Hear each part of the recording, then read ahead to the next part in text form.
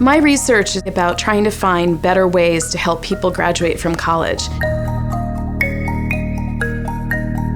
One of the most important findings of my work is that there are large numbers of undergraduates who do not have their basic needs secured. They're in college, but they do not have enough to eat on a daily basis. They might not even have a place to live. They might be homeless. We have both survey data and interview data about people who go to college without their basic needs met. I have interviewed, and my team has interviewed, many homeless undergraduates over the last 10 years or so. Our current estimate is that about 50% of American undergraduates will experience food insecurity during college. And when it comes to homelessness, we think that it's around 10% of undergraduates will experience this at some point. What's remarkable is the incredible tenacity. Trying to get into a shelter and be in line at 4 o'clock to get a bed for that night is easier to do when you're not trying to also be in college classes. But these folks want to be in college because they really and truly understand it as the only way out of poverty. And so what's so challenging about this is that people can't escape the conditions of poverty long enough to actually complete a college degree. So the American dream holds that talent and hard work is what's required for success. To the extent that that holds true, we ought to see people, no matter what their family income is, finishing college. However, we don't. We see lots of people from low-income families who work very hard to help their students go to college, and they go there and they drop out. The fact is that American higher education has left this problem invisible. The American higher education system thinks about money only in terms of financial aid.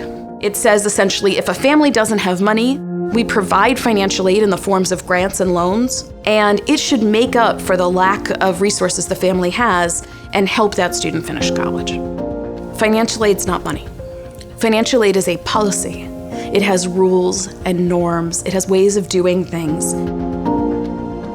The vast majority of financial aid recipients find that the grants that they're given, the grants and scholarships, are not enough.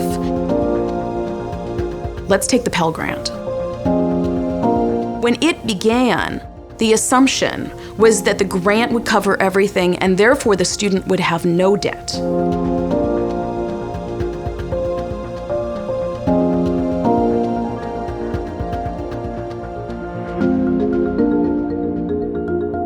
There's a variety of different solutions. At a really micro level, a particular professor who's teaching for the semester could decide to engage the lessons from my research by putting a statement on their syllabus. The statement might say something like, if you're having trouble getting enough food to eat, or you don't have a safe place to sleep, I encourage you to seek the following campus resources. List the resources.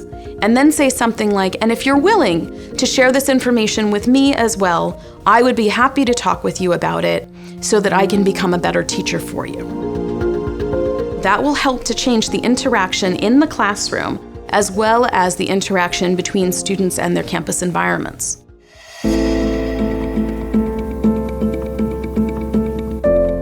If we don't do something about today's college prices and about the situation with financial aid, talented people are going to find themselves locked out of higher education.